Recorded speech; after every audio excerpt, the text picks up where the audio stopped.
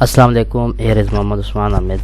और आज हम सिस्टम ऑफ लीनियर इक्वेशन के आगे जितने सॉल्यूशंस हैं उनकी टाइप्स को डिस्कस करेंगे। आप सबसे पहले हम इन टाइप्स को देखते हैं कि ये कौन कौन सी हैं, बाद में इन्हें निकालते भी हैं।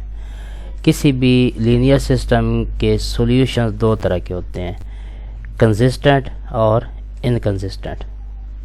अगर कंसिस्टेंट सॉल्यूशन की बात की जाए तो आगे इसकी मज़ीद दो टाइप्स हैं। एक्चुअली दो टाइप्स नहीं है, ये बताता है कि कौन सा सिस्टम जो है वो कंसिस्टेंट होगा। अगर किसी सिस्टम का सॉल्यूशन यूनिक हो, ठीक है जी, या उसके इनफाइनाइट सॉल्यूशन हो, यानी या एक सॉल्यूशन हो या इनफाइनाइट सॉल्यूशन हो, तो इस सूरत में हम दिए गए सिस्टम को कंसिस्टेंट कहेंगे। और अगर किसी सिस्टम का सॉल्यूशन एग्जिस्ट ही नहीं करता, जैसे हमने प्रीवियसली एग्जांपल्स की थी, तो इस सूरत में हम दिए गए सिस्टम को कहेंगे कि वो इनकंसिस्टेंट है। अब ये कैसे पता चलेगा इस या इन्हें हमने किस तरह सॉल्व करना है, तो वो यकीनन ये होगा कि अगर सिस्टम का सॉल्यूशन एग्जिस्ट नहीं कर रहा तो इस सूरत में कुछ अनडिफाइंड टाइप फॉर्म बन जाएगी। और यूनिक सॉल्यूशन की एग्जिस्टेंस है तो यकीनन एक अगर इन्वॉल्व वेरिएबल एक्स और वाई है तो एक्स और वाई का एक जवाब होगा। और इनफाइनाइट नंबर है तो इस सूरत में भी आगे मैं आपको बता दूं कि क्या फॉर्म बनेगी। तो कंसिस्टेंट और इनकंसिस्टेंट दो तरह के सॉल्यूशन होते हैं। आगे वो कैसे पता चलता है, तो वो सॉल्यूशन टाइप देख के पता चलता है कि सॉल्यूशन है या नहीं है, या इनफाइनाइट सॉल्यूशंस है। अब ये कैसे पता चलेगा, इसके लिए आगे एक थ्योरम हम इस्तेमाल करेंगे। ये बात अब यहाँ आके हम इसे करेंगे जी, यहाँ पे ज्योमेट्रिकल इंटरप्रिटेशन के अंदर। देखिए जी, ज्योमेट्रिकल प्रेजेंटेशन या ज्योमेट्रिकल इंटरप्रिटेशन या graphic of system of linear equation. अब यहाँ आके हमें पता चलेगा अगर हमारे पास किसी भी सिस्टम का सॉल्यूशन नहीं होगा, वो कैसे पता चलेगा, वो आगे फिर एग्जांपल की तरफ आते हैं। अगर किसी भी सिस्टम का सॉल्यूशन एग्जिस्ट नहीं कर रहा तो हम ग्राफिकली ये कहेंगे कि एटलीस्ट दो लाइनें, अगर हम दो इक्वेशन कंसीडर कर लें, ज़्यादा भी हो सकती हैं, तो लाइंस में be parallel and distinct in which case there is no intersection and consequently no solution. अगर किसी भी सिस्टम का सॉल्यूशन एग्जिस्ट नहीं कर रहा तो इस सूरत में अगर हम उन जो दिए गए सिस्टम के अंदर इक्वेशंस इन्वॉल्व हैं, अगर हम उनकी लाइनें बनाएं तो लाइनें एक दूसरे के पैरेलल होंगी, डिफरेंट होगी, इनमें इंटरसेक्शन नहीं होगी। उससे आगे अगर किसी सिस्टम का वन सॉल्यूशन एग्जिस्ट कर रहा है तो इस सूरत में दी गई लाइनें जो हैं एक दूसरे को एक पॉइंट पे इंटरसेक्ट करेंगी, एक पॉइंट पे कट करेंगी। और अगर किसी सिस्टम के इनफाइनाइटली मैनी सॉल्यूशन एग्जिस्ट कर रहे हैं तो लाइंस में coincide in which case there are infinitely many points of intersection. तो लाइनें जो हैं एक से ज़्यादा पॉइंट्स पे एक दूसरे को टच करेंगी। ठीक है जी, ये जस्ट ग्राफिक है, अगर शॉर्ट क्वेश्चन वगैरह पूछ लिया जाए, लेकिन हम इसको लेके क्वेश्चन सॉल्व करते हैं। पहला हम देखते हैं कि अगर किसी सिस्टम का एक सॉल्यूशन एग्जिस्ट कर रहा है तो कैसे होगा। तो ऑब्वियसली हम दिए गए सिस्टम को सॉल्व करेंगे किसी भी तरीके से, और एक्स और वाई या इन्वॉल्व वेरिएबल का एक जवाब होगा। तो ये पहला सवाल आपके सामने शो हो रहा है 23, x minus y equal to 1 and 2x plus y equal to 6। एक तो इसे आप एलिमिनेट करें एक्स वाई को सॉल्व करें, और दूसरा सिस्टम की टाइप बताएं या उसकी ज्योमेट्री बताएं। तो हमने इस को सॉल्व करना है जी। इक्वेशन 1 को हमने 2 से मल्टीप्लाई किया। अब आपकी मर्ज़ी है, चाहे तो एक इक्वेशन से x की वैल्यू निकाल के दूसरी में पुट कर दें, या कोफिशिएंट सेम कर लें, जिस तरह आप मुनासिब समझें। तो हमने इक्वेशन 1 को 2 से मल्टीप्लाई कर दिया, तो ये बन गई -2x plus 2y equal to -2। अब इस इक्वेशन और इक्वेशन 2 को आपने ऐड कर देना है। जब इनको ऐड किया, लेफ़्ट साइड को लेफ़्ट साइड में, राइट साइड को राइट साइड में, तो -2x plus 2y plus 2x plus y, x वाली वैल्यू कैंसिल, और राइट साइड बिकम्स -2 प्लस 6। तो आफ्टर सिंप्लीफिकेशन ये आपके पास y आ जाएगा 4/3 के 6 में से 2 गए 4, और इधर जो है 3 y आएगा। तो सॉल्व करके y आपके पास 4/3 होगा। इसे किसी एक इक्वेशन में पुट कर दीजिएगा। तो हमने इसे इक्वेशन 1 में पुट किया। इक्वेशन 1 में पुट करने से हमारे पास x बराबर आ गया 7/3। अब आप देखें, x का भी एक जवाब आया, y का भी एक जवाब आया। तो ये हमारा सॉल्यूशन सेट है। Geometrically, this means that lines represented by the equation in this system intersect at single point, that is having coordinate x equals 7/3 and y equals 4/3.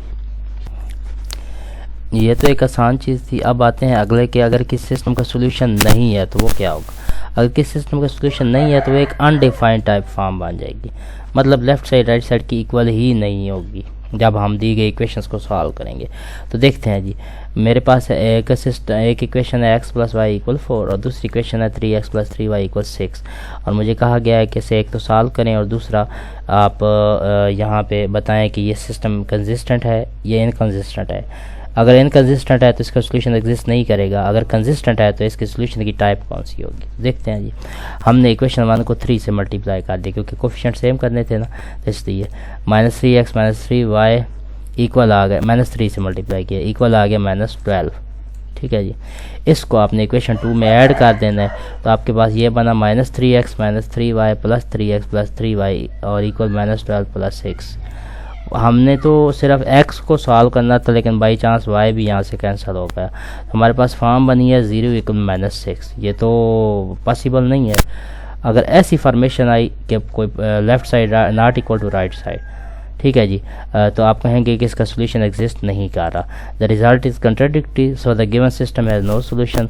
Geometrically this means that the lines may be parallel and distinct, in this case there is no intersection and consequently no solution. अब so clear हो चुका होगा।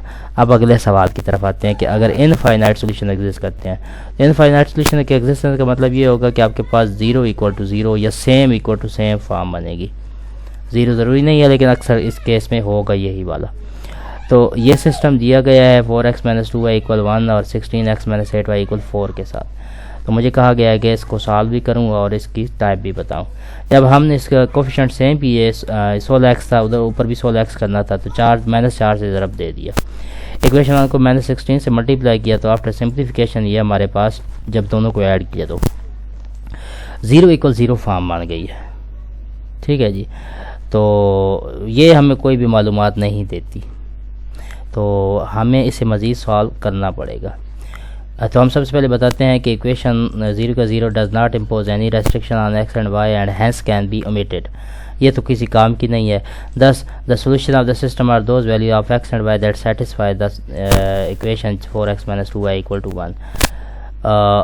तो वो वाली x और y की वो वैल्यू जो इसको सेटिस्फाई करेंगी वो हमारा मुतलका सोल्यूशन होगी। वो कैसे निकालना है वो आगे बताता हूँ। इसकी ज्योमेट्री देख लेते हैं। Geometrically this means that lines correspond to the two equation in the original system coincide and this system will have infinitely many solution, जैसे कि मैंने ऊपर बताया था। अब इस तरह के सिस्टम को सॉल्व करने का तरीका क्या होगा। इस तरह के सिस्टम को सॉल्व करने का तरीका ये होगा कि आपने किसी एक इक्वेशन में, ये ऊपर 2 इक्वेशंस गिवन होंगी ना, किसी एक इक्वेशन में एक वेरिएबल को चेंज करके देख लेना है। ठीक है जी, find the value of x from common equation. किसी एक इक्वेशन में से x या y की वैल्यू निकाल लेनी है। वो आपके पास x = y टाइप या y = x टाइप फॉर्मेशन बन जाएगी। फिर आपने करना यह है कि वहाँ जो राइट साइड पे इन्वॉल्व वेरिएबल होगा उसको आपने t के साथ रिप्लेस कर देना है, या थीटा या t या कोई और वेरिएबल। फिर उस t में आपने वो आपने कहना है कि ये हमारा पैरामीटर है। ठीक है जी, आर्बिट्रेरी वैल्यू है नहीं, और आपने उसकी जगह मुख्तलिफ वैल्यूज़ पुट करनी है। पहले एक दफ़ा t की जगह 0, फिर t की जगह 1, फिर t की जगह 2। तो t की चूँकि हम इनफाइनाइट वैल्यूज़ पुट कर सकते हैं तो इसलिए हम कहेंगे दिए कि सिस्टम का भी इनफाइनाइट सोल्यूशन है।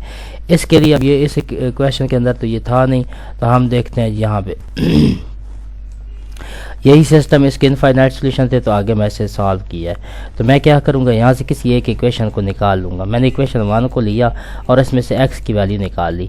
x की वैल्यू मेरे पास बन गई 1/4 + 1/2y। ठीक है जी, अब मैं यहाँ पे y की जगह t पुट कर दूँगा। अब t की चूँकि हज़ारों वैल्यू पुट की जा सकती है तो 2-3 चेक कर लेते हैं। जब मैंने यहाँ पे t की जगह 0 पुट किया तो x का आंसर आया 1/4 और t यानी y = 0 आ गया। t की जगह 1 पुट किया तो x का आंसर आया 3/4 और t यानी y = 1 आ गया, क्योंकि y = t था यहाँ पे ये वाला। और t की जगह -1, आपकी मर्ज़ी है कोई सा भी पुट कर लें। t की जगह -1 पुट करेंगे तो x आ गया -1/4, y आ गया -1।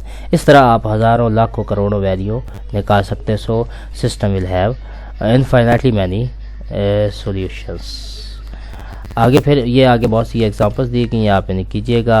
और स्टेटमेंट वाली एग्जांपल्स मैंने शामिल कर दी हैं। अगर आप सरगोदा यूनिवर्सिटी से मुतल्लिक़ हैं तो स्टेटमेंट वाली भी कोई ख़ास कोई एक आध आ गई तो आ गई, नहीं तो ना भी करें तो इतना फ़र्क नहीं पड़ता। इंशाल्लाह फिर हम नेक्स्ट जो है मैट्रिक्स इन्वर्जन मेथड और ग्रामर रूल करेंगे। आज के लिए इतना ही काफ़ी है।